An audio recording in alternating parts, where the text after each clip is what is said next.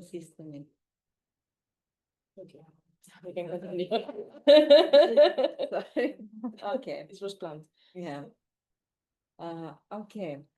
So we are as NGO, civil society organization in Bulgaria. We have chance time to time to do monitoring, and we are specifically asked these questions: whether people who we find in the institutions have story of domestic violence, and usually at least half of the people and children have this story.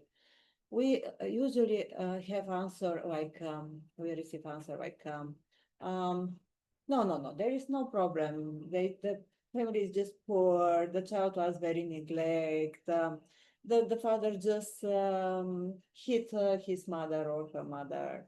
The mother died because of the father killed her. But no, there is no. Yeah, so it's a problem of recognition of the violence from one side. But the point here is that speaking for EU money and European funds, the point here is that Bulgaria as member state and using the EU funds to create like cages, group homes, institutions, instead to invest in rehabilitation, prevention of violence, prevention of the problems and so on. Another example, children who are growing in extreme poverty. We have a lot of children growing in such conditions. What happened with the families and the children? Children are took in institutions, in small group homes nowadays, as measure of protections to have better conditions. So the state again, instead to invest in improving the situation of the family, invest in the group homes and the conditions there, spending crazy money to make these conditions very different for the normal population in Bulgaria, and the possibility of the even a random family. What about the family living in extreme poverty? It's also proven, well proven, that a lot of Roma children are placed in the group homes. I have no clear answer why, but I know for sure that some of the Roma children are labeled as intellectually disabled children because they cannot speak properly Bulgarian.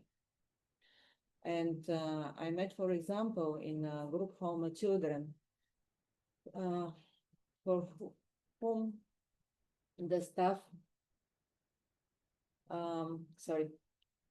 the staff labeled him as intellectually disabled, and they told that he cannot speak and cannot hear and totally not able to go in the school and develop and so on. And then it's appeared that a lady nurse or caregiver came to work in this group homes who understood Roma language and can speak. And suddenly this child starts to speak, start to move, start to communicate, just because of the language, nothing else. So I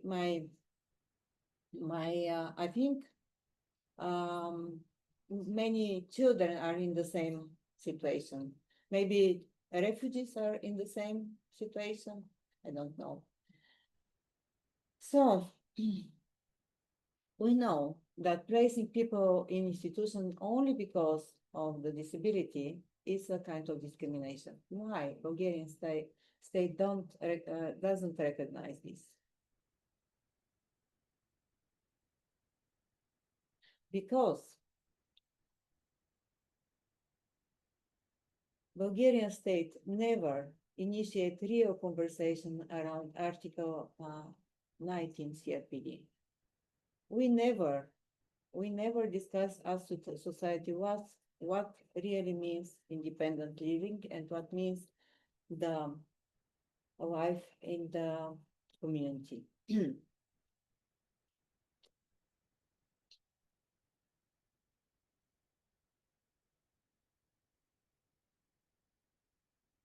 even in the initial political documents, we can read something like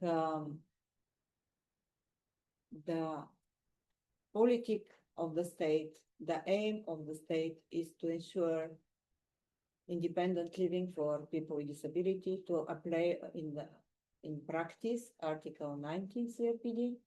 But in same time, in the same political document, we can read that the state are going to produce, to create, to build group homes and to move children there, and then adults. And because the institutionalization of the children is so successful, and the adults will follow the same path. No thinking, even the children and adults, it's not one and same category. No. Anyway, but I like a lot the conversations about the containers, because speaking for the group homes, we can think in the same terms. They're something like containers, and they were built for like temporary measures. And this temporary measure is forever now. We went recently in a group home for adults, and they taught us clearly, we are here for life. There is no hope, no escape, no thinking for something else.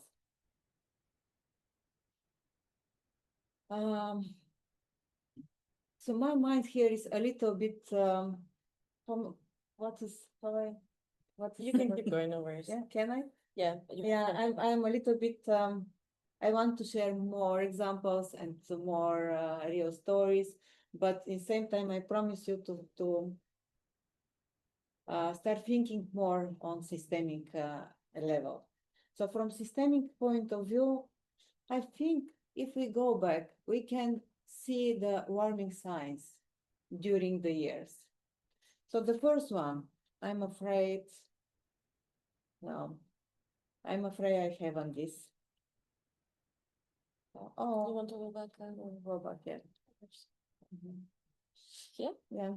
No, the previous one. Anyway, this missing, this slide is missing. Anyway, so the systemic warning. First project, focus on building of buildings, residential care, and institutional future. Not thinking about the elements of institutions, no discussion, no understanding, and from my human rights lawyer experience, strong resistance to anybody who wants to speak about these problems. Systemic warning 2, ignoring Article 19 in the documents. I mentioned already, when we are reading documents, we can see this like double standards. We appreciate CRPD, but in the same time, we are creating institutions which are against CRPD. Systemic warning 3, the language of the programs and the projects and everything, bureaucratic. When people implement the projects, they just tick boxes. And because of that, I gave you the example with the baby home. So successful projects. And children somewhere in the middle of nowhere, nobody knows what exactly happened with them. Systemic warning 4, people with disabilities are not meaningfully included in consultations. Actually, if there was somebody from the government, he or she can say me, oh, it's not true. We have observing committee, they are there invited, they can give their notes and so on and so on.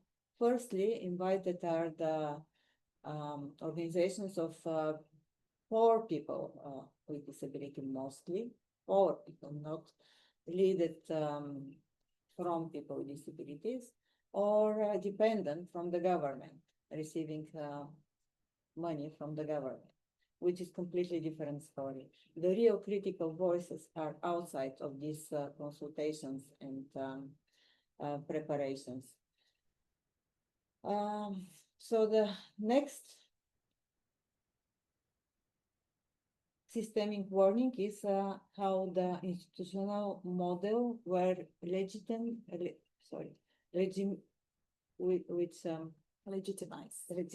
thank you, through a visual improvement.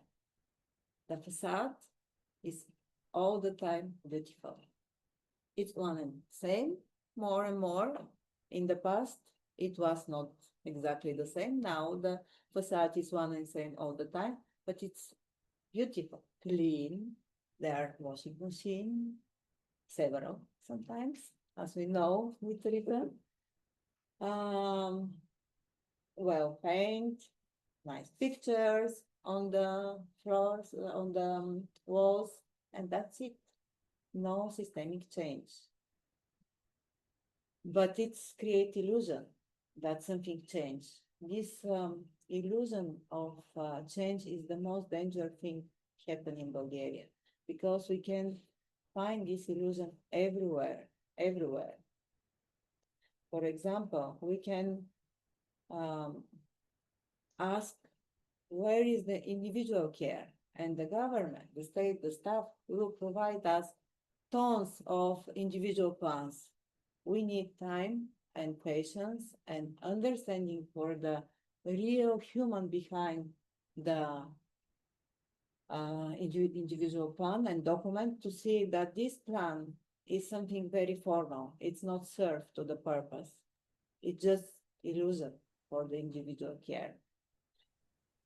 The government, we may say the government, the state doesn't invest in community-based services. And if there was somebody from the government would say, no, we're investing a lot about rehabilitation centers, prevention centers, and so on, some social services. But in the reality, as we mentioned already, these services are or in the institution, in the same building, or they are lacking meaning. They're lacking, they do nothing actually. They don't serve to the purpose they are created.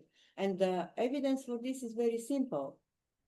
If they work as it's supposed to work, all these programs, all these centers and daycare centers and so on, if they work, we instead to speak about the problems, now I should speak here about the number of people living in the community independently.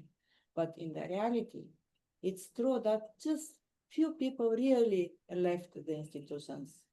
And when we are counting the number of people living in institutions or group homes, we haven't put in this number, we shouldn't put in this number people died, people moved from a big to small institutions, people who tried to live outside and after several months or even weeks came back because of lack of support or even died. We know a lot of cases where people died on the street because of lack of support.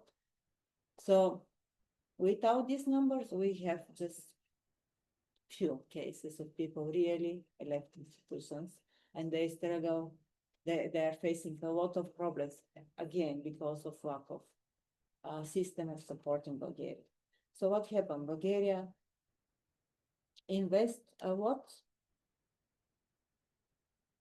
in institutions and doesn't invest in the real support in the society. So what is possible to use to prevent this? What were the possibilities of the state not to go in this direction, to make a real change? Of course, the first thing is to apply chapter of fundamental rights, to have a real can you help me? Compliance. Compliance checklist. And actually, it exists, but it's so formal. It's so formal. Again, checking boxes. It exists, but not real one. Then the next one, checking about application of Article 19. If any kind of service shows um, signs of institutions, it's institutions, no doubt. Of course, we have some monitoring bodies in Bulgaria, like Agency for Quality of Social Services, no participations of humanoid life experience. No. Yesterday I had another presentation and I mentioned to you that people who are living in this institution, they never receive reports from this institution. So where is the power? Again, staff, the politician, not in the people with disabilities. Yeah, and indicators, of course, ticking boxes with the buildings, how many people are living there, instead how many, it is something really very important. The indicator is how many people are living in group homes, not how many left. So until we have this, we have a chance to go ahead. And thank you. And speaking for indicators, one of the oh yeah, it's then okay.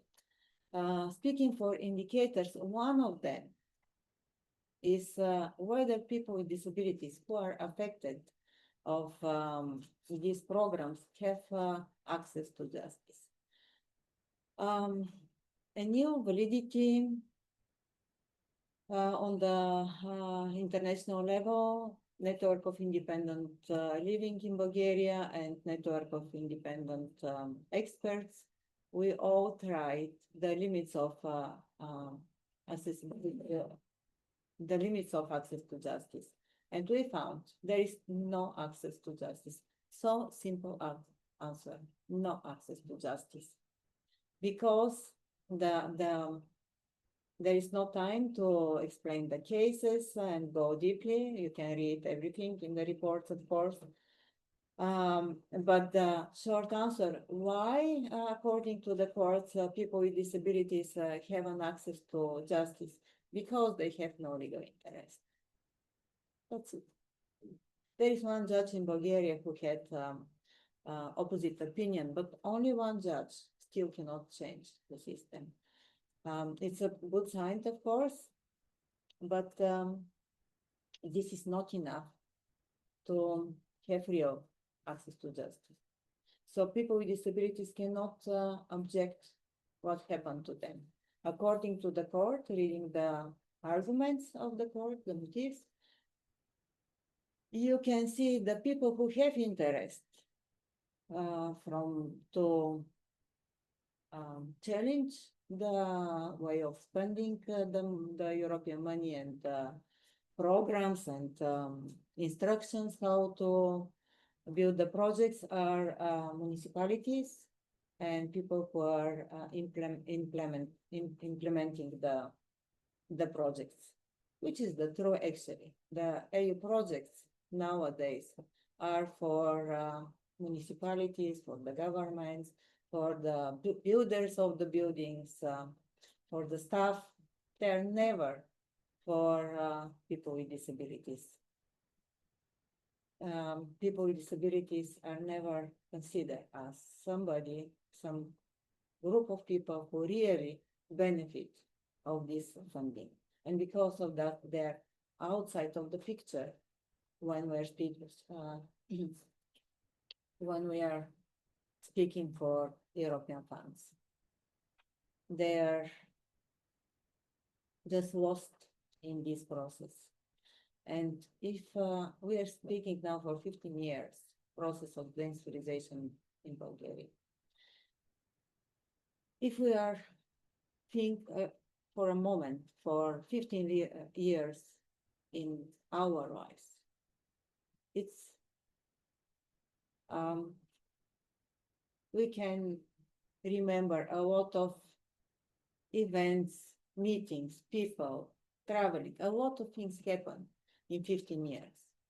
And thinking for people in institutions, these 15 years are one and same, lost, totally lost in this DI process, based integration process. Thank you.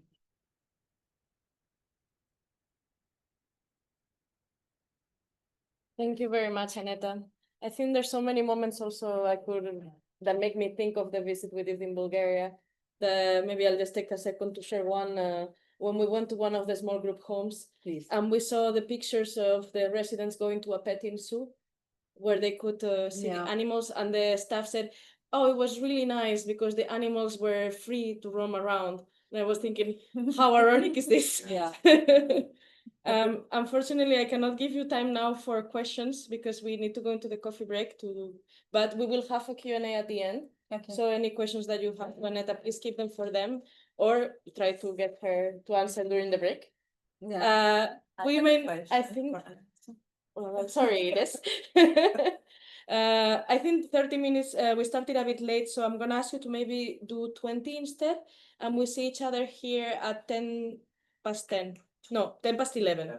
10 past 11, not in the past. The coffee break is on the side here, yes? Yeah, for people here, you can have coffee here, and you can also, like, if you prefer to not stay in the room, you can go right next to the canteen or step outside for a minute. And again, the bathrooms are here. For the people online, we reconvene in 20 minutes, so you can also take a break. Thank you. Can you unmute?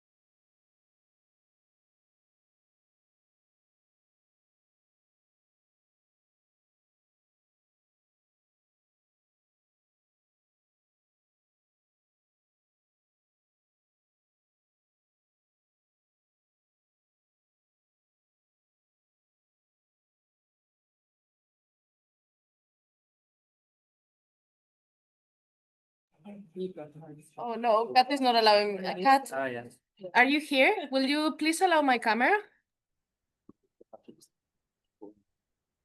I'm here. Yeah, 1 second. Thank you.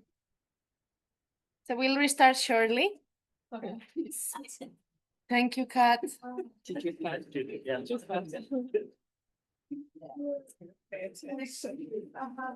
I hope you're able to see us now. Yeah, I see Yeah. this on the screen. Okay, thank you, everyone. So please take your seats for those in person, and for those online, welcome back. So we're gonna now resume, and we're gonna go to the most practical part of our day-to-day. We are gonna first learn from the speakers next to me. I realized before I didn't really introduce speakers because I'm kind of working on the assumption that you know everyone, but which I think in the room we kind of do, but I will try to be a bit better on this. So now we will discuss about practical tools that we can use for advocacy. We have first Stephen Allen, Director of the Validity Foundation. Susan Doyle, I don't know what you're talking about. You? Yeah. Yes. Also from the Validity Foundation and managing the FURI project. Yes. And Hayden Hammersley, who no. Social policy coordinator at the European Disability Forum. We're gonna start first with Stephen, and I will hand you the floor. Thank you. Well, good morning still, everyone. It's really nice to be with you today. And so we've heard quite a lot already about the FURI project, and we've heard about some of the systemic problems around EU funding. And I think my opening message is that the level of misuse of EU funding that we have uncovered in this project, we knew was significant before, but really it takes away a significant opportunity to promote genuine inclusion for people with disabilities. This is not a new topic, as Annetta was saying earlier for us, and Ines also. We've been aware of this for 15 to 20 years. I'm going to share with you just a few of the tools and experiences that we've had to try to intervene on this issue over the recent years. And this is going to look very funny. This is going to be a brief introduction to validity, but it's looking very interesting. Sorry. For those of you that don't know us, it's a very short thing just to say that Validity, actually, we're a specialized legal advocacy organization. So we do focus on what legal actions we can take to promote the CRPD in Europe and Africa.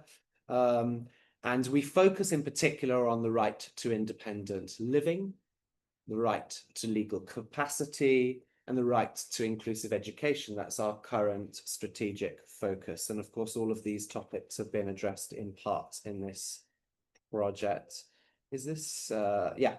And I don't want to go into this too much. You know about some of these statistics, but we still have a huge number of people institutionalized here in Europe on the basis of disability. And I think the important thing to understand here is that these numbers have not significantly changed since the European Union confirmed the CRPD back in 2010.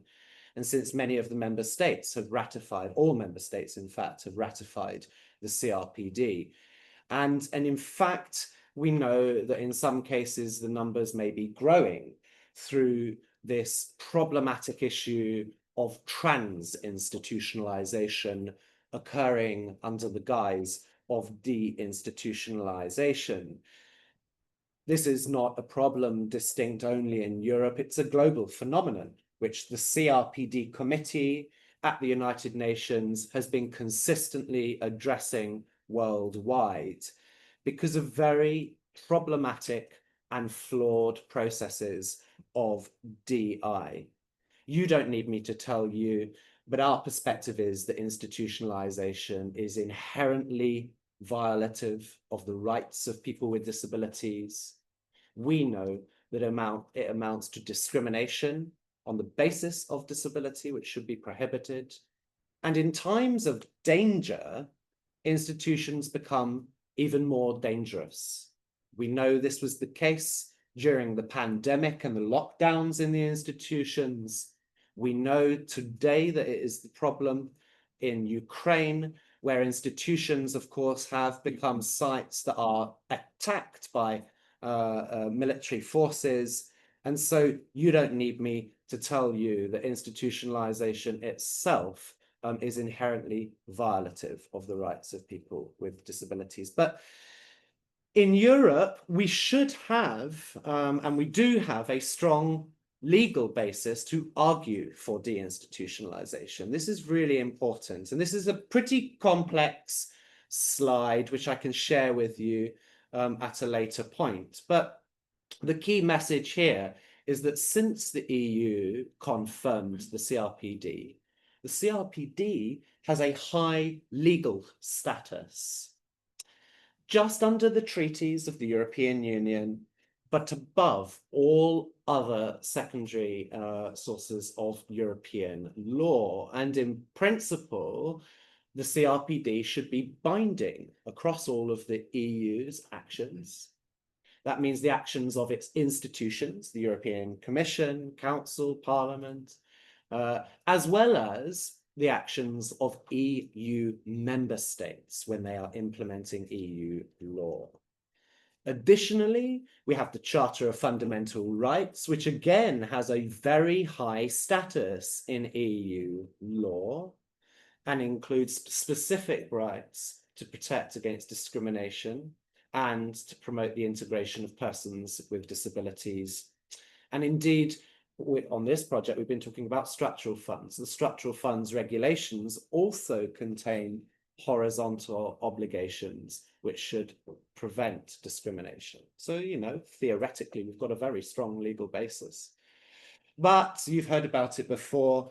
Houston, I call this my Houston, we have a problem slide, that in the field of structural funds and this concept of shared management, specifically to which Ines referred, what we have seen over the last 10 to 15 years is an ongoing competence war, as it's been referred to, whereby the European Commission will argue it has certain obligations in establishing partnership agreements, for example, but that much of the obligation to prevent discrimination lies on member states. On the other hand, member states argue that the European Union holds competences, and this becomes particularly a challenge when problems arise, when complaints arise. And I'm going to share with you some of the complaints that we have tried to pursue over the years. Theoretically, the European Commission has very strong powers to intervene when problems arise, to stop funding, to ask for funding to be reclaimed from member states, etc. But in reality, we know and we have seen that it is very unwilling to exercise these powers. Very rarely, and the research on this project shows, does the Commission prevent funding that promotes segregation. What tools do we have? And I was asked to talk about now some of the practical advocacy tools. And we actually in civil society have been at the front line in creating tools that can try to both identify segregation and investments that are problematic and prevent them. Okay, and here's a few that I'd like to share with you. The first, Andor is sitting here in the room, from Bridge EU. And back in, I think this was 2023, together with Bridge EU, the Centre for Independent Living in Poland, Validity, ENIL, we published some guidance around this topic, okay? This is a checklist on independent living in EU funds. I can't properly see my screen. Yeah, you can move it. Okay. You can minimize it. I can do it. Yeah, sorry. You can see everything, but I actually can't. Is that better? So there we go, yes. All right, and why did we create this? Well, because we knew these problems were happening, but actually desk officers at the European Commission and managing authorities weren't really looking very closely at these projects, and certainly weren't taking a CRPD compliant perspective, all right? We wanted to try and give them greater guidance on how to detect problems, prevent them, and redirect funding to useful projects, such as promoting personal assistance, promoting accessible housing, supporting DPOs to create projects that promote inclusion, okay? And this guidance is very much grounded in the international human rights law standards of the CRPD, General Comment number 5, and actually also the guidelines on deinstitutionalization. So if you don't know this document, I really recommend looking at it. It's quite a technical document, but it has a checklist on how investments should be. I don't know what's going on with this. It's all Just the image disappeared. the image disappeared. There Or we go. it's so But, small you cannot see it. okay. It provides really concrete guidance on what community-based measures should be funded, because often there's a lack of awareness, frankly, in managing authorities and in the European Commission about what sorts of things can be. So I've mentioned some of them already. Interestingly, structural funds could prevent institutionalization as well, okay? So having family-based support, in-person, in-home services, counselling, legal aid services, etc. But this checklist that we created a few years ago also provides some very clear exclusion criteria. And it's this exclusion criteria, I think, that's perhaps the most important, because we know that any investments into residential settings can't really be justified under the legal framework, but it continues. And so we give very concrete examples in this checklist of what should be prevented. All right. I don't want to go into all of this too much, but we ground it, for example, in General Comment number 5, as I've said, and the guidelines on deinstitutionalization. I've highlighted a few paragraphs of that here, because under the guise of deinstitutionalization, member states, including Bulgaria, is a fantastic example of this, have a whole host of new service structures they have created with quite human rights friendly terminology. And that means it's quite hard to identify if investments are promoting inclusion or actually promoting segregation. And this was addressed actually in the DI guidelines and in General Comment 5. We're talking about social care institutions, psychiatric institutions, long-stay hospitals, nursing homes, secure dementia wards. It's really important that we make clear, I think, to decision makers on the funds that all of these are segregated forms of services, okay? The international guidance is clear on this, but I think in the European Union, there's still a lack of awareness about this. Okay. In terms of the DI guidelines, and I want to take us a little bit of a step backwards because I think it's very important for our advocacy, okay? We're not just talking about a complex, and in Europe, it sometimes feels like the process of DI is a very complex technical process. It's the transition from residential or institutional care to community-based services. It's a very complex process. But the DI guidelines gives us a really powerful new tool to recognize all of this as an historic role. Okay, we need to be very clear that building institutions today is part of a much longer history of segregation that the CRPD is clear must end. It gives us the clear tool to argue against those who say some people choose to live in institutions, and you will often hear this, okay, from national authorities who say that families and people themselves want to live in these places. The DI guidelines are absolutely clear on this. There's no right to choose to live in an institution, okay, at all, and we must push back on that. The other really important thing that the DI guidelines gives us, in my view, is that these processes must be led by people with disabilities. Now, this is far beyond what the partnership principle says here in Europe.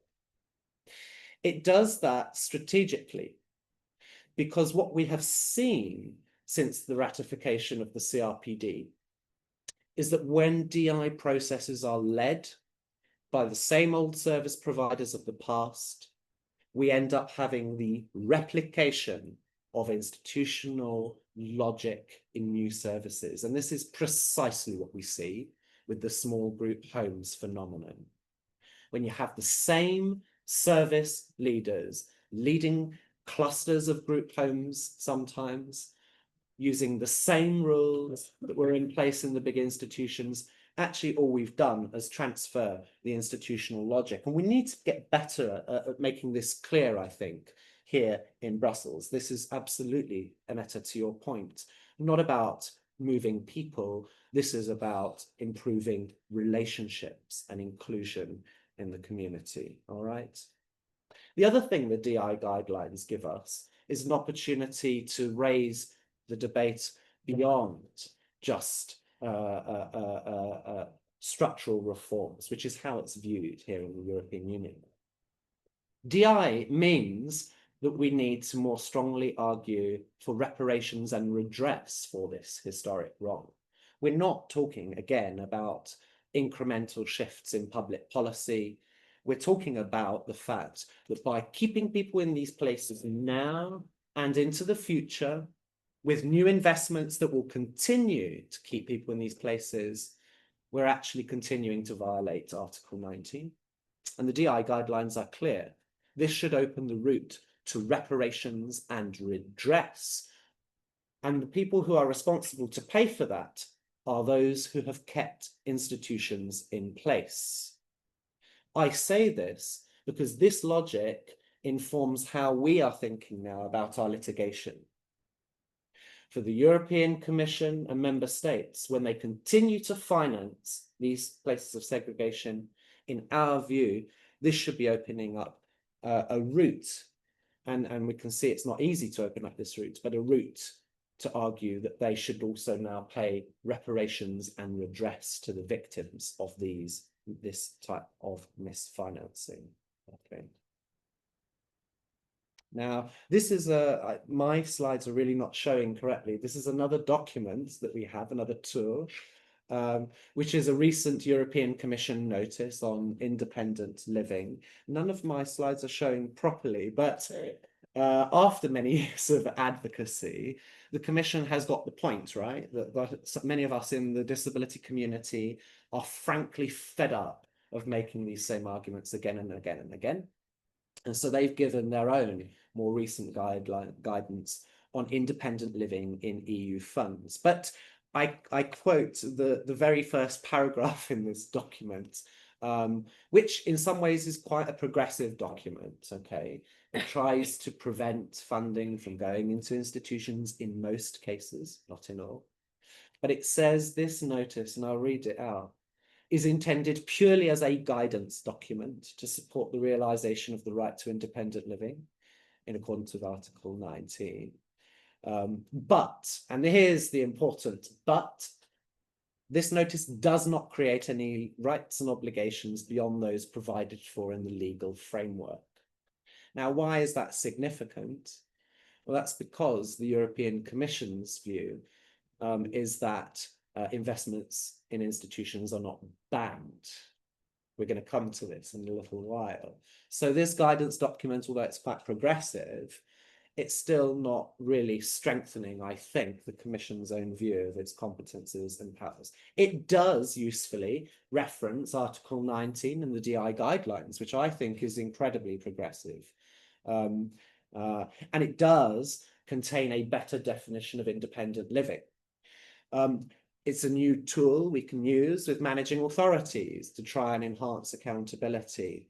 But I think time will tell whether or not it's going to make a significant difference. It contains itself another checklist. So I'm giving you all of these checklists and tools because often we hear from managing authorities, DPOs, that people just don't understand what independent living is, what institutionalization is, etc.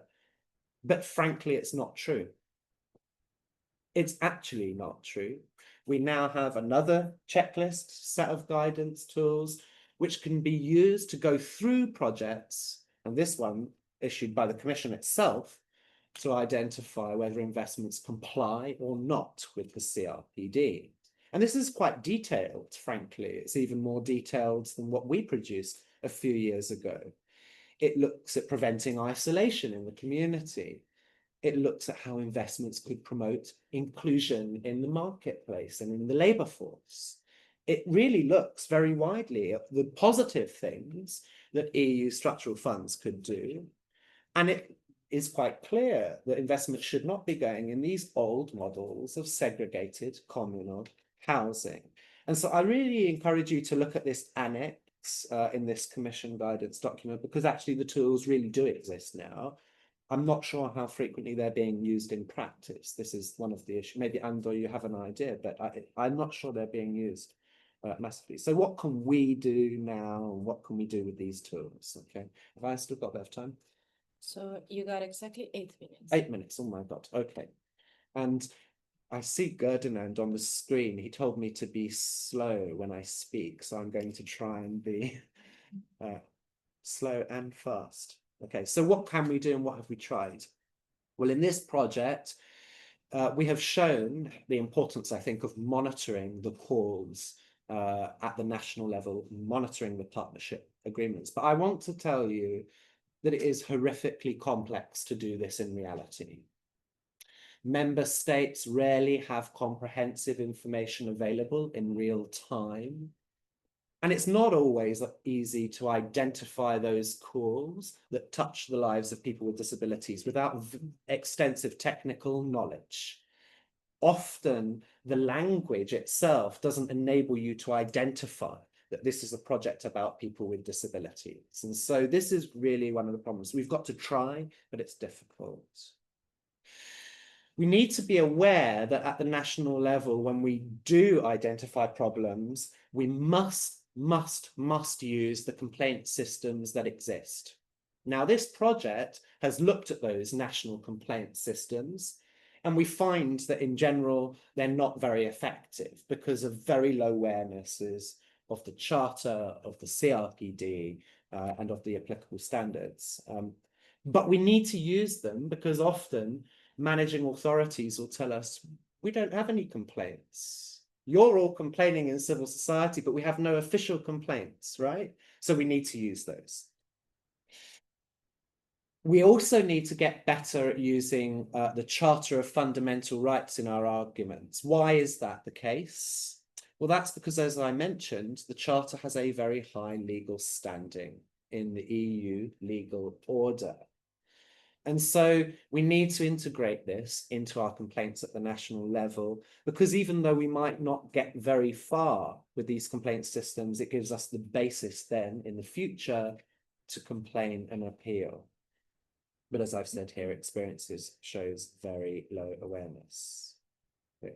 What's another tool that we can use? And I strongly encourage this. This has been a tool that Validity has pursued extensively around structural funds. This is access to information. I mentioned earlier how difficult it is to get information on precise investments, priorities, beneficiaries. But actually, we have really good legislation in Europe and in the member states on freedom of information, and we need to use it. We need to use it systematically at the national level and at the European level. Under Article 15 of the Treaty of the TFEU, we have the right in Europe to access also documentation from European institutions. And this has been critical for Validity to pursue various of our complaints. Here is the Commission Transparency Portal, if you don't know about it, where you can search for official documentation, request copies of that documentation. But there's also a little known part. If you go through the checklist, go right through to the end, you can click Other and describe the information you want when it's not officially in the register. For example, we knew there were problematic investments coming to Hungary. We didn't know what the documents all were, but we submitted FOI requests under the transparency regulations to say, give us all documentation about correspondence between the European Commission and Hungary on investments about people with disabilities. That's literally what we said. and you only get like a Twitter amount of space, like 100 characters or something to write this, so you have to be short. That itself then gives you potentially access to documents in quite a short period. 15 days is the official time limit. They very rarely meet that official time limit in the EU. Another 15 days after that, it can be extended. And often they refuse, by the way, your requests there, and they've refused us many times. You should then know that you can appeal that decision. It's not really an appeal, but you can ask for that decision to be reviewed at the Secretary General's office, which is the kind of, I don't know, the president of the European Commission's office, okay? It's like a review. And we've done this systematically to gain more information on these investments in Hungary, for example. And in many cases, the Commission still tries to prevent giving that information, particularly where it's still in dialogue with the member state. And it was in this case in Hungary. We then, luckily, with the support of pro bono assistance from Covington's law firm, actually sued the Commission for breaching this transparency obligation. And I want to tell you, we didn't win this case. It went on for a couple of years, ultimately. But in the proceedings, the European Commission eventually released all of the documentation to us, even though Hungary was objecting. And that was the reason why they weren't releasing the information, okay?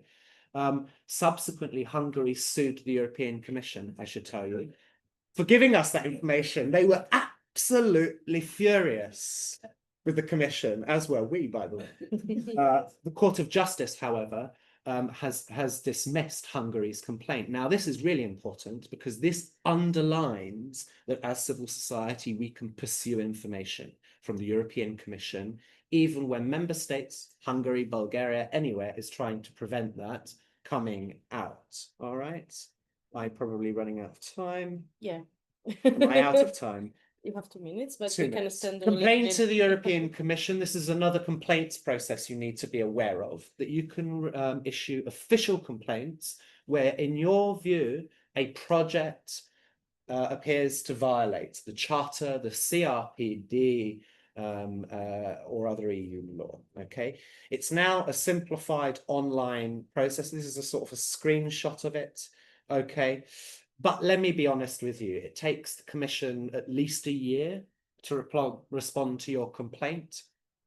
When we've used it about planned projects, the outcome from the Commission is that we can't really give a view until a violation has happened in the future. This is what they say, okay? It's not a violation, we can't do anything about it until it's actually happened later. Nevertheless, when we looked at this, and actually, and again, and Bridgie, you looked at how many complaints had the Commission looked at, it's a tiny number. Even in this room, I suspect we all know these reports contain evidence of hundreds and hundreds of potential complaints. These could all be complaints.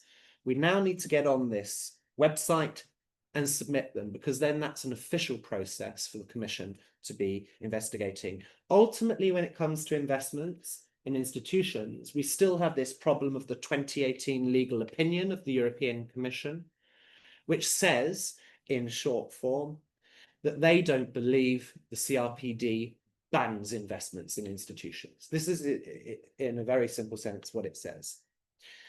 The UN has criticized this and says you need to remove that legal opinion, but it's still the basis of that the EU is using to avoid taking action. Okay, so I've run out of time. This was I was going to talk about other things we can do, which include strategic litigation. This is a famous case that you know about in Hungary, in Topaz, where we used some of these complaints mechanisms and where we found investments from the renovation, what is it called? The Green Deal renovation funding in this institution, all right?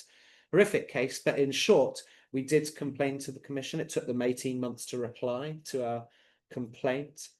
We went to the European Ombudsman to complain about the amount of time it took the Commission to investigate this investment as well, and they found a risk of maladministration. Ultimately, the European Commission said that we're not responsible. And why? because we only funded the light bulbs in Top Has. This is why I put this picture here. I don't know if you can see it. It's a picture of a chair with a light bulb above it, the sort of place where a person would be tortured. That's exactly what we saw in Top Has, because some of the infrastructure in the institution was funded by that. However, the Commission, it said, had no power to intervene because it was not responsible beyond the specific investment of the light bulbs or the energy efficiency in this case. So it wasn't responsible for the treatment of the residents. It wasn't responsible for the detention of those people. It wasn't responsible for the abuses. Although it admitted, ultimately, when we pursued them for transparency requests, that this could cause significant reputational damage. So they're a bit embarrassed here in Brussels about this investment. And by the way, that's one of the tools we have in civil society. We must embarrass the Commission when we find these investments, because actually it can promote some change. And we have seen some changes in Hungary latterly. So I know I've run out of time. Strategic litigation, I can't really touch on, but this is the concept of. We did do this, and this was an inquiry request that we did in Hungary to the CRPD committee. I will share all of this with you afterwards, so you can look at these references. But here was a great opportunity for us to get the United Nations to look at this problematic use of EU funding, and they have criticised the EU, not just in this inquiry, but also quite recently for failing to prevent these investments. So the pressure is on now, and we need to keep that pressure up as we move to the next funding periods. European Court of Human Rights, I can't really talk about. Bulgaria, I've run out of time, so I'm going to stop. Yeah, thank you. I was going to talk about the same case as Aneta, but I think you've already touched on it. And of course, there will be time for questions if people. Yeah. Sorry, I'm gonna have to Scoop move ahead. to- Okay. Thank you. Thank you. Thank you so much, Stephen. Right, can you turn the camera a bit?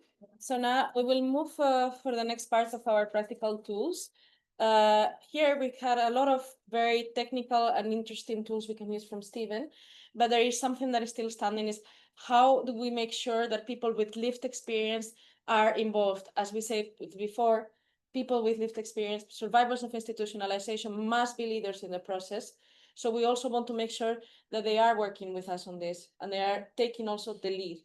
So I think Susan will give us an overview of things we can do to make sure that this happens. I will certainly try. I will try to cover this in 15 minutes, so I will touch on some of the key issues, or I think principles that we should be employing when doing this work around monitoring the use of EU funds, particularly in terms of ensuring that they are not used for institutionalization and segregation. And I do hope to build on what Aneta mentioned earlier around that gap between what is written on paper and what actually happens in practice, and what you already pointed to, Aneta, the critical role that the participation of persons with disabilities can and should play in preventing that. So just to introduce myself, I am Suzanne Doyle-Guillou. I am the policy specialist with Validity Foundation. I am also an autistic person with waxing and waning forms of psychosocial disability in other forms over the course of my life. But I should say I do not have experience of institutionalization, and I think I don't want to claim legitimacy around this issue when I don't have it. I would like, though, to speak to the importance of the inclusion of our community and our voices in issues around disability rights, particularly on this issue. I am a blonde-haired woman with a colourful dress, and I hope to just explore a little bit and expand on what Stephen has said as well regarding the laws and standards, analysing the role of persons with disabilities in ensuring that those laws and standards are actually implemented and reflect the lived experience of people with disabilities. And as you can see from the project findings and the leaflet that you have in front of you there, summarising the work of the FURI project, a critical finding that we made in our work and our research here was that there is really a very poor understanding by stakeholders of what is occurring in the use of these funds, and the failures in particular that are occurring, the breaches of human rights. And so I think the involvement of persons with disabilities in this advocacy and monitoring work is really crucial to try to ensure that there is no longer ignorance or misunderstanding around how these funds are being used in practice. I don't propose to spend much time on this slide because I think previous speakers have already covered well the existing legal obligations which exist under both international human rights law and the EU law and the incorporation of the CRPD into EU law, what that should mean in practice. Above all, it means a right to independent living, a right to live in the community with support. I don't always love the term, how the term is understood, misunderstood, independent. When we talk about independence, we talk about the support that we all need to live our lives in the community. And we also have a clear obligation, and the EU and authorities managing these funds have a clear obligation to ensure the participation in processes and decisions which involve and impact persons with disabilities themselves. So there is no doubt, based on our discussions this morning, that there are legal obligations which apply to this area and to this issue. But what I would like to talk about is why we should include people with disabilities beyond just the legal obligations which exist. And for the first point I would like to make around this is that the lived experience of people with disabilities, particularly those who have experienced institutionalization, provides us with evidence, very rigorous evidence, in fact, of things and experiences and rights violations that bureaucratic monitoring tools perhaps cannot reveal to us in so much detail. And particularly when monitoring committees, which have been mentioned previously today, who have a role in ensuring the correct implementation and application of these funds, and other human rights organizations who may wish to become more engaged in this issue around the use of funds, when there isn't a strong disability membership or understanding of how these EU funds can be used and misused, as others have mentioned already today, budget documents and legal agreements regarding the use of these funds can appear to demonstrate very, very human rights compliant and correct use of these monies. And this is where the experiences and the understandings and expertise of persons with disabilities become so crucial. Even the guide, the checklist that Stephen mentioned earlier, which is a critical tool in assessing the compliance of settings with the EU's obligations and with member states' obligations to persons with disabilities, won't necessarily reveal everything that we need to know about a particular institution. The questions that checklist contains may not always capture what someone who has lived in that place or a place like it really understands about day-to-day life in those institutions. But I would preface my remarks here by and echo what has been said earlier regarding the real challenge of actually speaking and gaining the expertise of persons who have lived much of their lives in institutions. This is incredibly challenging. I am a person with a disability who has not been institutionalized and can therefore speak on this topic, as can my other colleagues with disabilities in this room and online. But as we know, and as other speakers have mentioned, many of the people who live in these institutions are unlikely, unless our work is far more successful, to have experienced life outside the institution or have a great prospect of release. And so there is a real challenge, I think, for us here to access the expertise of persons who have this intersecting experience. And we need to do much more to ensure that their voices are heard. Because someone who has experienced a day centre knows the difference between what that is, a day centre, which might be open and full of choice and autonomy and opportunities and supports for those persons, as opposed to another place where there's no interaction with the wider community, as we saw and heard about in some of the images in previous presentations, where you're transported to a place for an activity for the day and then you're transported back, without any contact with your community. And someone who's lived in a supported group home or another small setting knows whether this isn't a place that you can actually choose to live in, whether you can invite your friends and family over to see you in that group home, and whether staff supports your independence or indeed controls you, and whether at a fundamental level you are treated with dignity and respect in terms of where you live and the choices you make in your life. And I think I would emphasize to lawyers and human rights activists who wish to become more involved in this space and are perhaps not as embedded in disability rights as they might wish to be, it is so just crucially important to ensure that that perspective and that voice is included.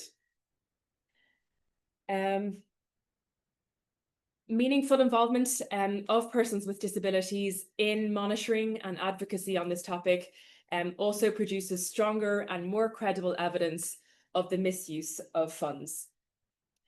I think in many cases, and as we have heard, authorities are able to, both at the EU and national level, try to rebut or dispute our interpretation of what is happening or our interpretation of various applicable regulations and policies and agreements regarding the use of the funds. They can't as easily argue with someone saying, I have been in a facility like this, or I have been in an institution, a place of institutionalization. This is what I have experienced. This is what EU funds are actually paying for. I think it's much harder to argue with someone when they have had that real experience. I would caution, however, that if people with lived experience are brought in to these processes of advocacy and monitoring, they need to be listened to and their expertise needs to be treated as such. I think we know and we can feel ourselves when our expertise and on the work being done on a particular topic is simply extractive or tokenistic, when we are simply in the room to demonstrate that there is a person with a disability participating in this process. And I think also the people that we are trying to influence and advocate to can also notice when that is tokenistic, when we don't treat the expertise of persons with disabilities as equal and as credible. I would like to spend a lot of time, as much time as I can in the remaining minutes, on how we do this work well, because I think there is a real risk, as I've just mentioned, of this being a process which is in fact very, very difficult and not something which persons with disabilities will want to continue to be involved with if it's not done right. We need to keep in mind that when people with lived experience work on issues of segregation and institutionalization, they are being asked to revisit and reflect on systems and sometimes places where they have potentially experienced, as we know in our work at Validity, torture and inhuman and degrading treatment, and are likely to have experienced various forms of trauma and distress. So for organizations who wish to engage with this expertise that persons with disabilities have, it means we need to be clear about what we are asking them to do. When we make a request for their input, it should be very clear what is being asked of them. There should be no vagueness or ambiguity around what is being required. Are they being asked to participate in a monitoring visit? Are they being asked to give testimony for a formal complaint, to speak publicly, to input on new tools and checklists which are being developed?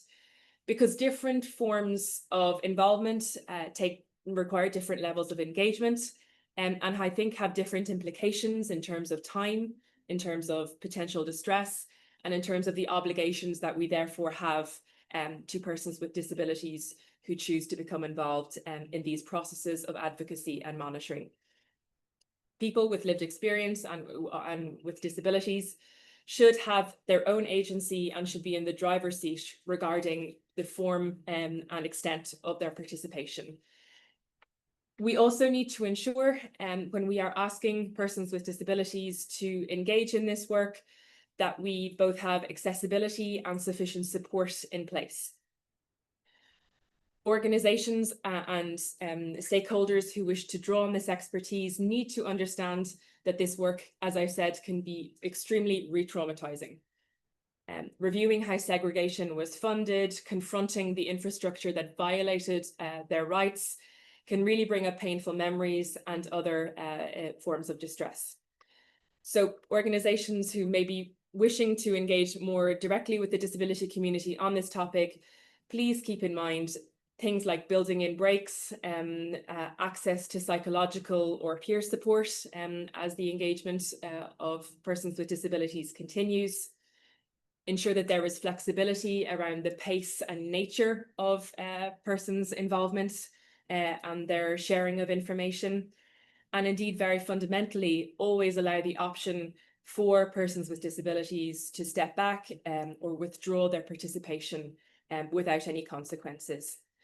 Ask people with disabilities what they need. Don't assume that you understand the levels of the nature of the accessibility or support they require.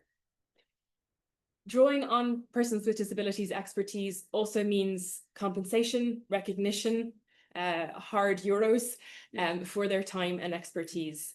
We need to recognize that this is specialist work and that this should be recognized as such. This expertise has been developed over years and it is important that it is recognized. If we as organizations are going to benefit from this, people should be compensated to a level that adequately recognizes their time and contributions.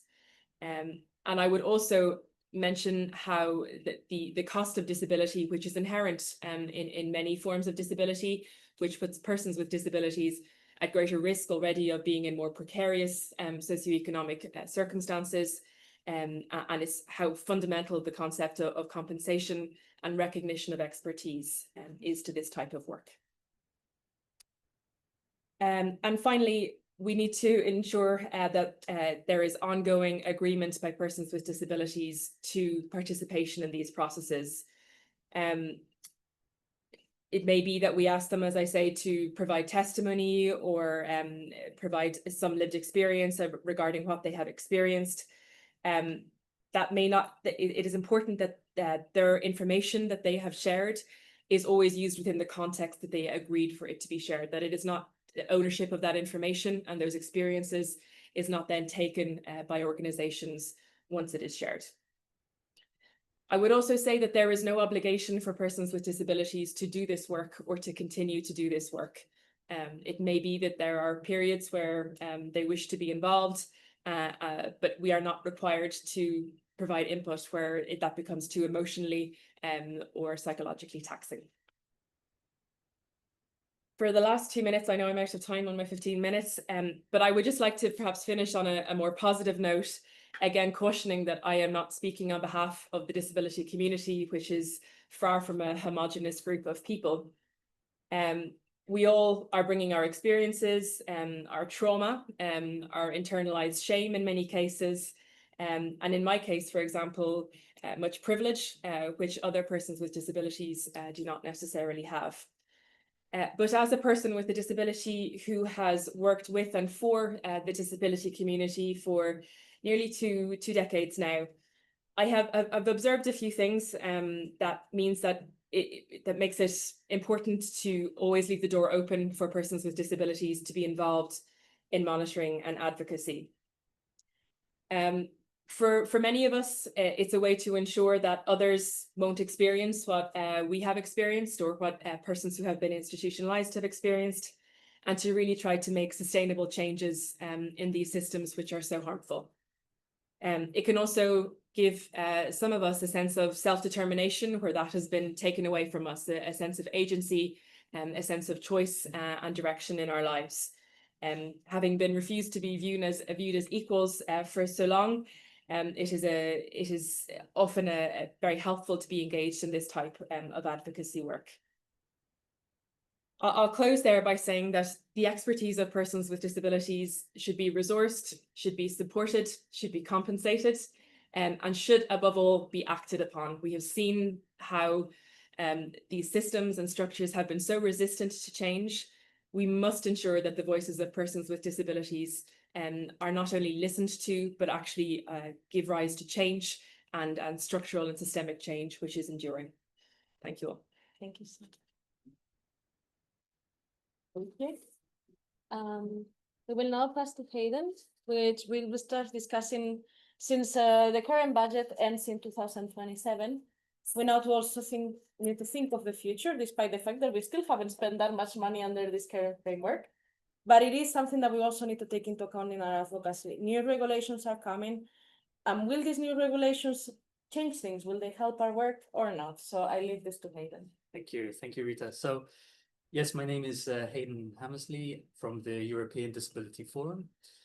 As Rita mentioned, what we've been talking about today has been how to monitor and implement the use of EU funding based on the current regulations we have. But in the EU context, every 7 years, this legal framework changes, which means that for us as organizations of persons with disabilities, we need to always think ahead and make sure that the legislation for the coming funding period, which begins in 2028, will be better at protecting persons with disabilities and other marginalized groups than it currently does. So what I'll talk about today do I also have 15 minutes? Yes. Yeah, in the 15 minutes I have is what's been proposed so far, the things that we want to, as a priority, change to improve what's been proposed, and some tools and some tips for how you also, if you're involved in this process, can try to implement some change. Okay. So in July 2025, the new proposed regulations for EU funding as of 2028 were launched. I should point out these are just proposals, so they're not the final things. These are what the European Commission has proposed, and it will now be up to the European Parliament and the Council of the European Union, so the member states, to make changes and to come to an agreement altogether on what these texts will look like for the next funding period. What we see as at a first glimpse is that there's currently less clarity about investment in institutions in the new proposals than in the current ones. So we're coming from a place of trying to repair the downgrading that's happened and also push eventually beyond what we currently have. And for this reason, there is a real risk if we don't act fast and in a strong way for there being more funding going towards institutions for the period 2028 to the end of 2034, and making it more difficult for organizations to make complaints and to stop this funding happening. So some of the main changes that we've seen, some of these are a bit technical, but I'll try to make it not as unboring as possible. What we've seen is a lot of the individual funds we currently have been merged into one big fund. So we've spoken a lot today about the European Social Fund Plus, which is the ESF Plus, and the Regional Development Fund, which again, I think is the cause of a lot of complaints about investments in institutions. This is now going to be merged into one big fund alongside other funding strands, such as the Common Agricultural Fund, so funding for agriculture, in what will eventually be national and regional partnership plans. So these will be plans that each member state will agree to with the Commission. One of the things that's disappeared are the enabling conditions as they currently stand. So the enabling conditions, what are these? These are tools which there's a lot of criticism about them. As we've seen, they're not perfect at all because we have seen in the previous presentations just how much funding goes towards institutions. But in simple terms, these were a list of rules that the national managing authorities needed to abide by and show accordance with in order to be eligible for EU funding. So these have disappeared as they currently stand, and they've been replaced in a certain way with something simpler, which are these horizontal principles. Unlike the enabling conditions, however, the horizontal principles that we see don't mention anymore anything about the UN Convention on the Rights of Persons with Disabilities, as the enabling conditions currently do. And furthermore, we don't see anything specifically on the transition from institutions to independent living and community-based services. So again, although the enabling conditions weren't a perfect tool for stopping this type of investments happening, it was always something we would refer to when making a complaint, saying this is very clearly mentioned in the regulations, and asking why the national managing authorities and the commission weren't following it. So these have disappeared. This is one of the first things.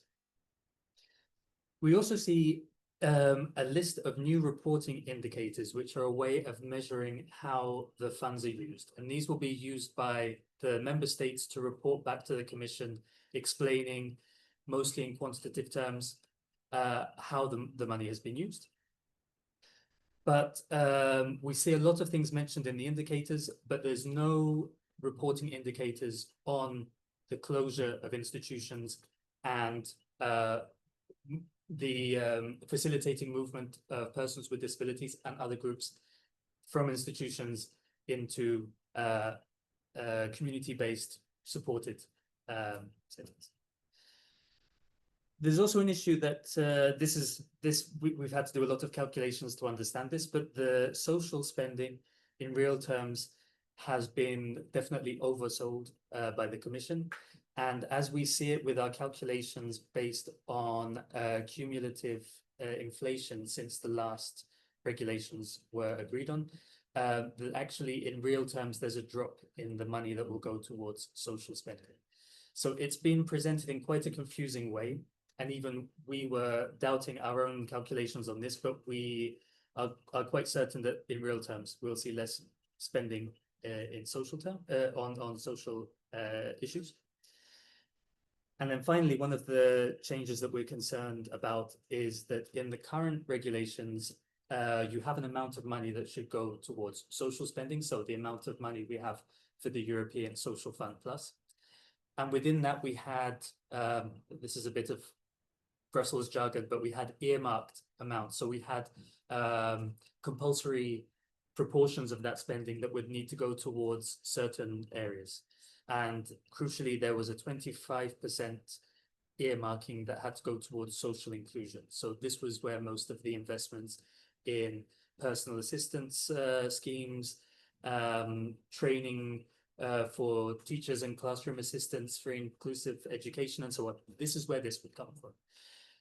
Now, the social spending, there's no sort of direction as to how this needs to be used, which gives the member states a lot of freedom, but of course means that the member states that are less inclined to spend on social inclusion are likely to continue to do so.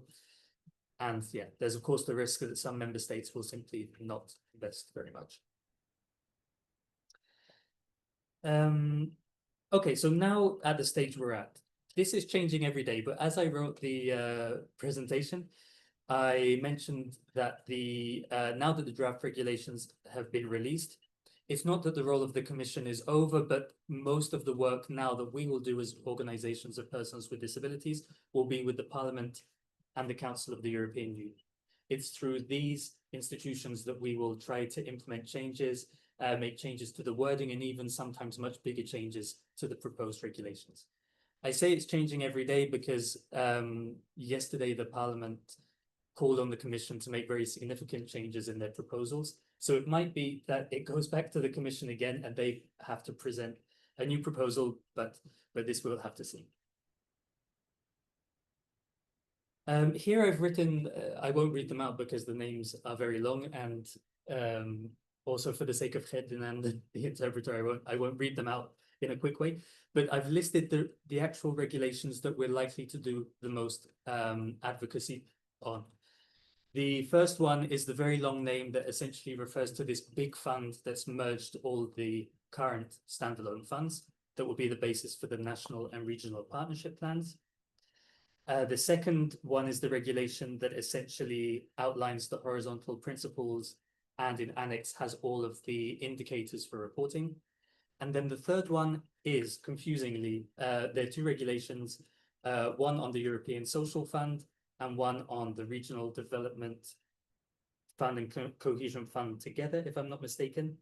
And confusingly, yeah, these are no longer standalone funds, but they're to give a little bit more information about how the social funding and cohesion funding should be used within the national and regional partnership plans. And here I will also go over very quickly some of precisely the main risks we see in each regulation. So in the big regulation on the national and regional partnership plans, we have in the recitals talks, the mention of the Convention on the Rights of Persons with Disabilities and non-discrimination. But in that, there's nothing very explicit about segregation as a form of discrimination.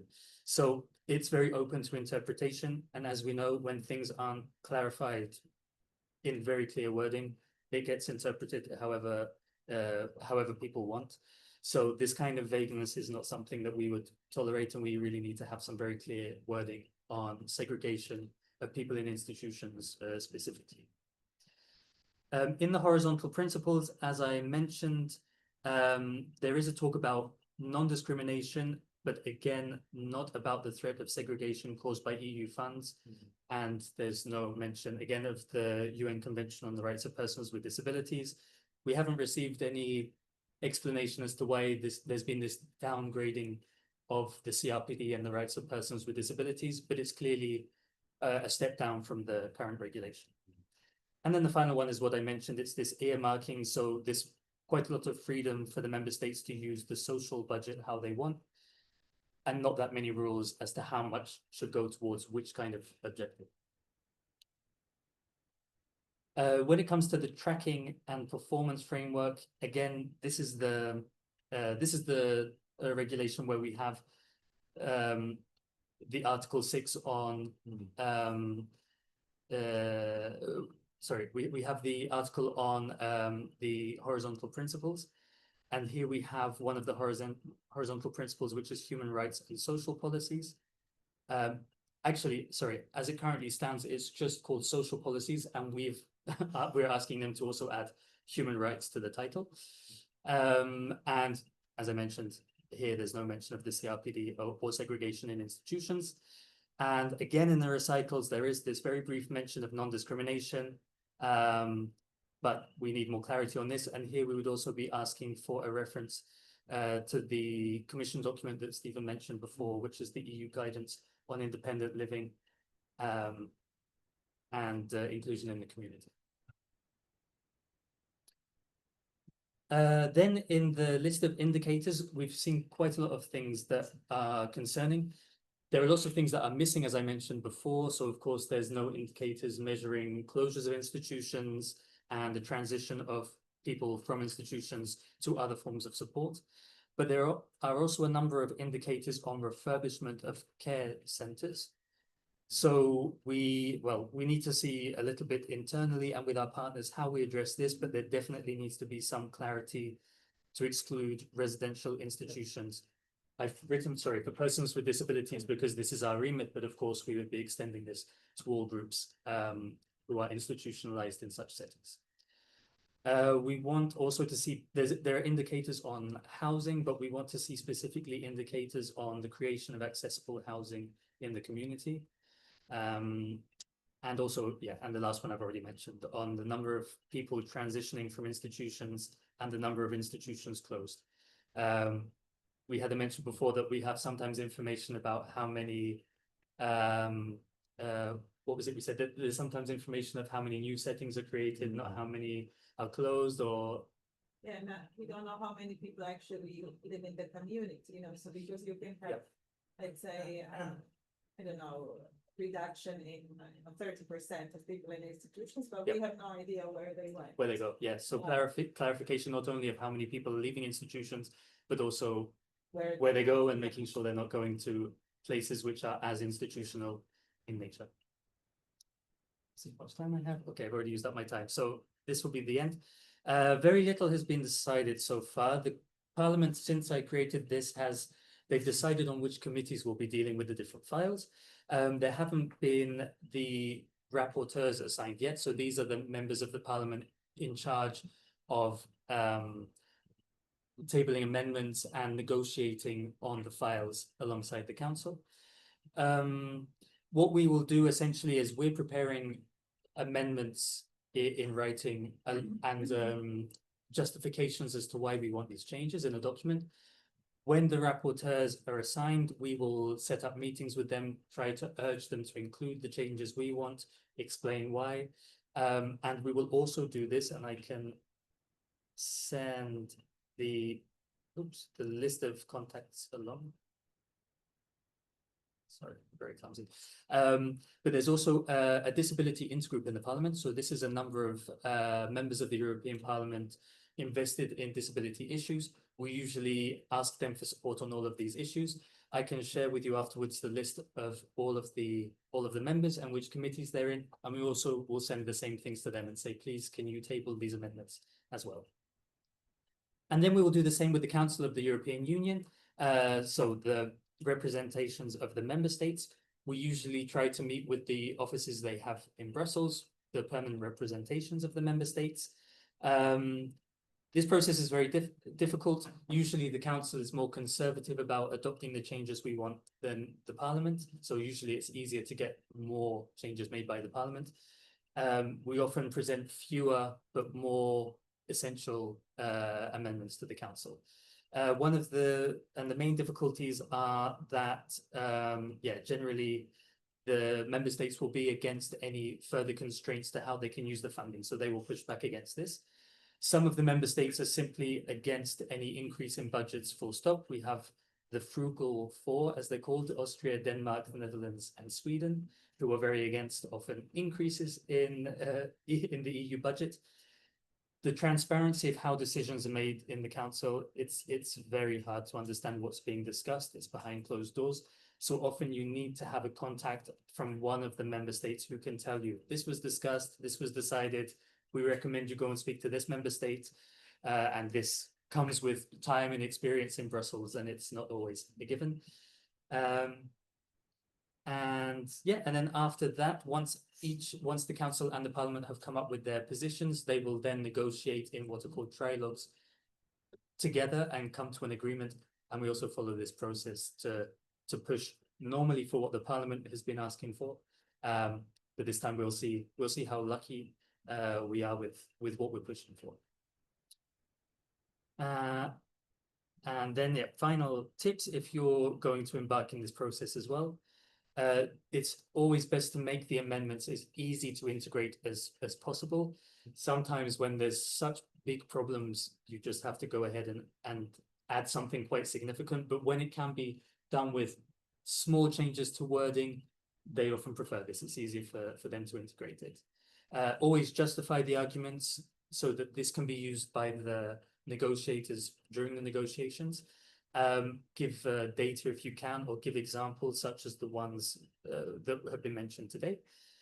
Join forces, of course, with other organizations. It's never a good look if you're all asking for different things, and it's definitely powerful if you're aligned and are asking for something together. Make connections with policymakers and use any contacts you have, especially at the national level. And that's the end. Thank you very much.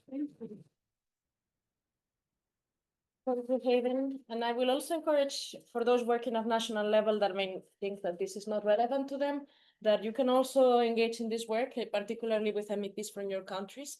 And I would really encourage that you try to contact them and try to make sure that they support these amendments. Now we will move into our next session, which is a small group work. We're going to have to be as swift as possible to start, so we can do this in 20 minutes. But let's first discuss what we want to do. We're going to divide into small groups, both in person and online, to identify 3 concrete actions that your organization can take to first, I don't know why I did 1-1-1, but okay. 1, improve monitoring on EU funds in the region. 2, develop complaints using the new tools, and here you can refer to what Stephen has presented. And then also engage with people with lived experience in advocacy. So this refers also to Susan's presentation. So how are we going to do this? For the people in person, you stay where you are. And we will now divide ourselves into I think 3 small groups, makes sense. And for the people online, you will have to give us a few minutes to sort you out, because we need to make sure that people are in the right group. but you will also be put into breakout rooms. I will ask that if anybody needs further accessibility to keep either the international sign interpretation or the captioning, to tell us so we can assign you to the group where the interpretation will be. So either you can speak up or you can put it in the chat, but it is quite important, or else you will not have this accessibility. So please let us know. Otherwise, we will reconvene, I think, at 12:45, so we have a bit of time now to assign ourselves. Okay. I will cut the sound from the room, so you don't need to hear us. But to my colleague Kat, okay, there's a raised hand. If you can please speak up. I unfortunately have to go. Okay, thank you. For I've letting got other work-related things to get to. No worries. Thanks for letting us know, so you can. Thanks for having me. Thank you. Okay, I think nobody has, I don't know, maybe my colleague Kat can help. Kat, if you have any problems, you can always tell me by phone. Yeah, perfect. I'm gonna start the breakout room separation now. Just bear with me. Thank you. So just a bit of patience to everybody. I will now cut the microphone. Okay.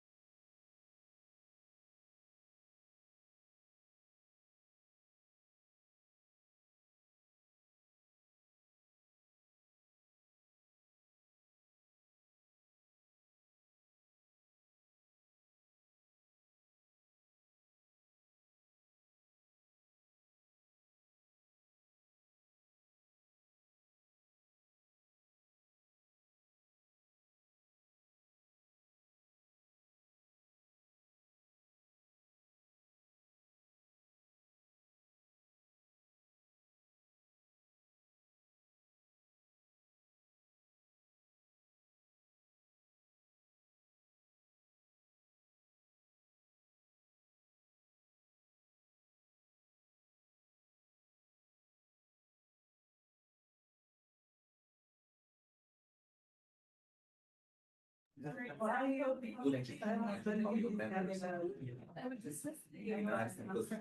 everybody, we're setting back the room in here. So 1 minute.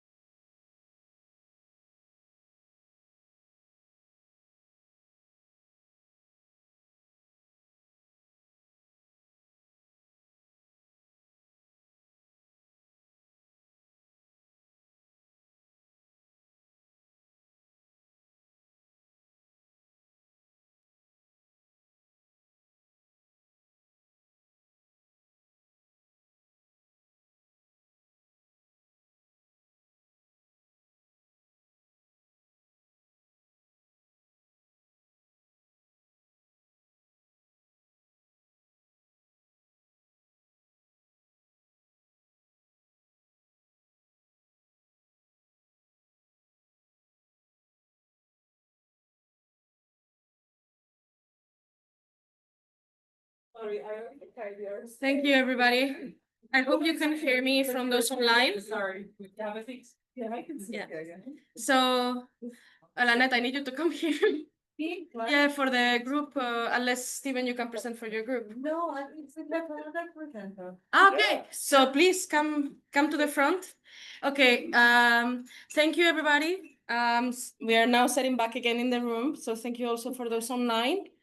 What we will do now is that we will have each of the each of the small groups present what they discussed, so we can have a bit of time for questions. I will encourage for each person to take 1 minute.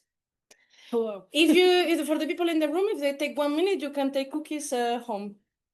So let's start here, then to my right, since you're, can you share? Yes. Okay. So the first question on how to, or I'll just explain a bit of our thoughts during this small breakout session.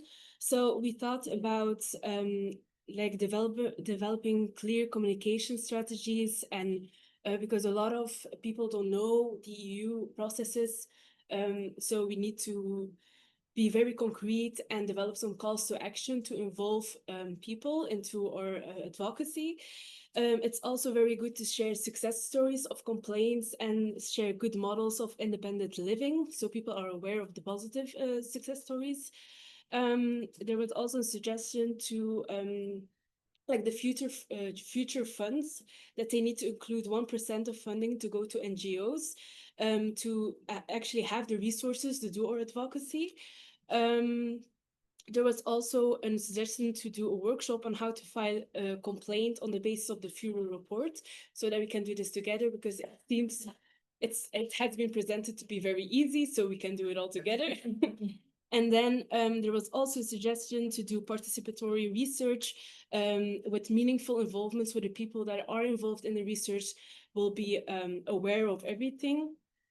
And there was also a suggestion to look at the checklist of the European Commission and to apply them to the projects in the report, and then also send them back to the Commission to show them, like, we use your checklist, please use it also. So yeah, that's a bit, I think, the summary, but if you want to... Oh, okay, great. That was great. Thank you very much. For the next group, It's gonna be Simona. you're gonna have to come closer because of the microphone, Simona. Sorry. Thank you so much. Stay nowhere, so as you want.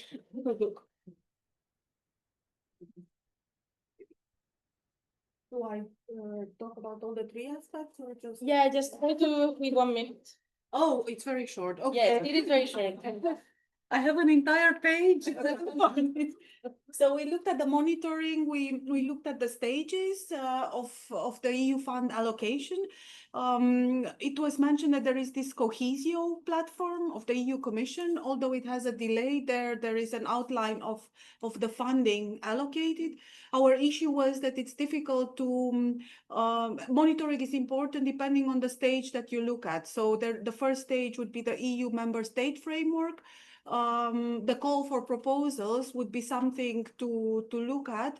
The issue is that after the call for proposals, the implementation stage, it's very difficult to monitor. So we suggested that we should create tools for local to identify the local authorities that have EU funds, and then to see how they do it. So this would be a structure for monitoring that we thought of. The second point on complaints, we've only discussed the complaint form that Stephen mentioned. And I think that the main suggestion here, where we all agreed, was that perhaps we should think of filing many complaints in one go, so that we flood the complaint system with that, and then we can somehow call for action in this way. So perhaps something to think about together. And we talked a bit about engaging persons with lived experience, but we talked more in the limitations of this issue, or not the limitations, but the issues around it. And there, of course, you all know that persons still living in these institutions, they're subject to punishment. So this is a deterrent in involving them in filing complaints, for example. The other issues that we have noticed in practice is that persons,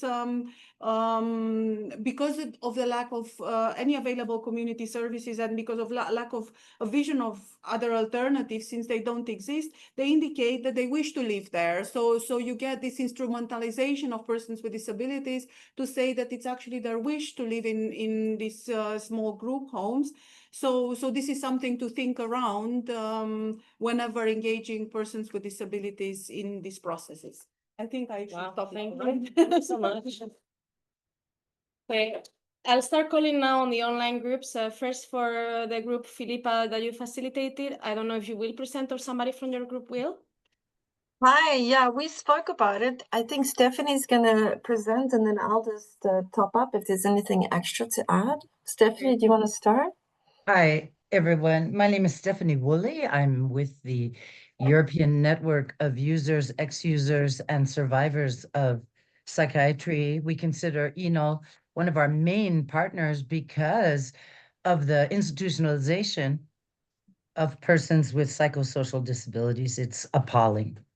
Many people had questions, and please, Philippa, add, because I don't know if I noted everything, about the difficulty to engage our members and how to get information from the ground.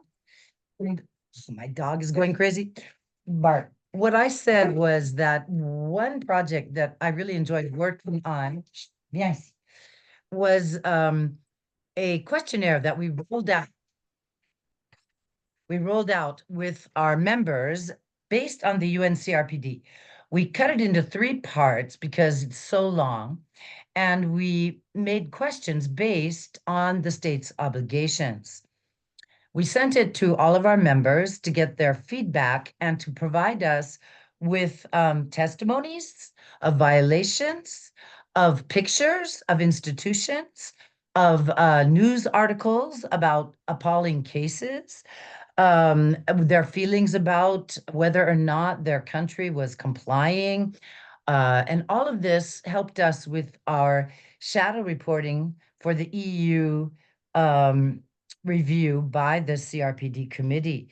I thought it was an interesting way of working. Now, some people, of course, I agree, mentioned how we need to be paid for this kind of work, that it's a lot of work. It is. And you can take it a lot farther once you got that information. Sometimes it's possible to get subsidized for that kind of research. In fact, ENUSP was subsidized for part of it with the Open Society Foundation, but the money went to our organization. But that's fine, you know, that's how we survive. It is possible afterwards, when you have that information, to actually file official complaints. And we have done that together with Validity. I've done that in France with Validity. Validity is such an important organization, I can't tell you. And we have actually won a case recently that was dragging on with France violating for years and years and years after many exhausting applications to the courts. I also wanted to say that we have also had success by partnering up. It's so important. We work a lot with Mental Health Europe, also a member of EDF. And with them, when we have seen violations by some of the actual members of Mental Health Europe that are actual institutions, or even people practicing guardianship, we go directly to them. We tell them, and I'll tell you, it can be effective because they are embarrassed in front of the other members. We don't, point the finger at them in front of people at a meeting or something. We go and talk to them. I've talked to the chair of Mental Health Europe and explained that our local ENUS member is attacking this member of Mental Health Europe for practices in the institutions they run, that they direct, and that this is unacceptable to fine people, for example, as someone was saying, for their behavior, for falling asleep in front of the television, for example. I mean, so it can also be effective to go directly to the culprit, to the person responsible for the violation, try to explain to them before taking legal action. At least that's my suggestion. Now, Philippa, I don't know if you have, I'm gonna have to ask you to finish. Sorry. Yeah, if you have more to add, perhaps others thanks, have more to add in Stephanie. our group. That's amazing, Stephanie, and you're so full of so much information. I just want to drop in what Branko was also adding. Branko was mentioning that they had a champion in Croatia there that was informing the movement, that was informing the ombudsman where Branko works, and having those champions was a key part of it. Funding for OPDs and the fact that the funding to self-advocate organizations, especially those working on intellectual and psychosocial disabilities, the two of them are closed down. So yeah, that's what we discussed. Thank you very much. Thank you very much, both Philippa and Stephanie. Okay, let's go to the next group. Maria, is it you or is somebody else? So please come here.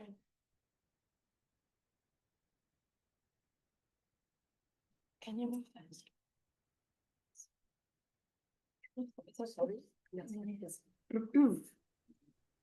Okay, we have a small group and discuss experience from Slovakia and Croatia. And if to summarize what was discussed, the first thing is to organize cooperation between our organizations and those people who implementing and creating these projects on the local and national level, first of all.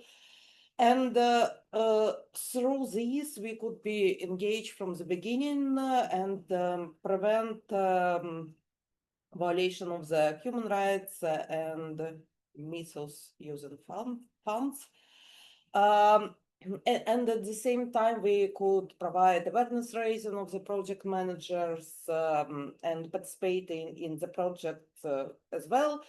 And even we could evaluate and monitor the project through this contact with those who are working directly, like through questionnaires for project management. It was one idea, maybe a new project for ENIL, like to create a group of people who will travel across Europe and people with disabilities maybe, and talk with people participating, implementing these kind of projects, sharing experience, maybe to make a video about it, like monitoring group, but at the same time, something like peer-to-peer connection between different countries, between different people. And another practical idea was, two practical ideas was to provide some learning for people. Usually it's like a pool of people who making monitoring and evaluation of this kind of projects, like external experts, that they should include rights of a person with disability, deinstitutionalization, or intersectionalism in their evaluation process. And another thing for the local level and maybe national level, to have like disability rights bodies who could consult local governments and national governments, depends of the level and system, and at the same time provide in general monitoring of what are with the rights of a person with disability on the in the country or on the local level, and provide the monitoring of the European projects as well. Thank you. Yeah. I'm gonna go to the last group, and I'm gonna have to ask you to stick really to the time because we have to have the interpreters leave and the captioners. So Axel, that was your group. Yes, so I will be very brief. We discussed the implication of person with disabilities in this process, and the fact that we should create more bridges between people, allowing more peer counseling to empower person with disabilities and let them the proper space to express their views in those moments of decisions. Thank you. That was very brief. I'm aware of those issues with interpreting, so I will keep it short. Thank you. I will say then if the interpreters and captioners need to leave, that thank you so much for your work. I appreciate. I apologize. I mean, we will stay maybe like just 5 minutes to close for very practical things. But again, if the interpreters and captioners need to drop, we'll have to continue. I'm very sorry. I will maybe now just give the closings. I don't think we have time for questions, unfortunately, or else you don't get lunch. But people in person can talk at lunch. For those online, you can send us your questions, and I will direct them to the speakers so they can reply in writing. I'm very sorry about that. I have to say this, very important. There is a questionnaire that I will really encourage you to reply to. I will also send it by email if you cannot reply right now. And please fill it out. And maybe I'll now just give a few very, very brief closing remarks. It doesn't work? It does. Oh. I'll give very, very brief closing remarks. I'll cut what I plan to say. But I just want to first say thank you to everybody. Thank you to all the participants, to the speakers. I think we had a very, very good event. We learned about very practical things we can do. I think we can get out of here with more information about how to do this in our work. And that if you were not working on this topic, that you now will start working on it. So I just want to also remind that we are talking about very technical things. We're talking about all of these regulations, and they can seem really far away from people. It can seem so high above in the sky, but the reality is that there are real people that are now living in isolation, that are experiencing violence, that are experiencing neglect. These are very real people that are in these buildings that right outside have something that says funded by the European Union. We cannot allow this. We need to keep fighting, and we need to make sure that we all do this together to be stronger, and that the next regulation hopefully will not allow for this anymore. Thank you. Don't laugh, Andor.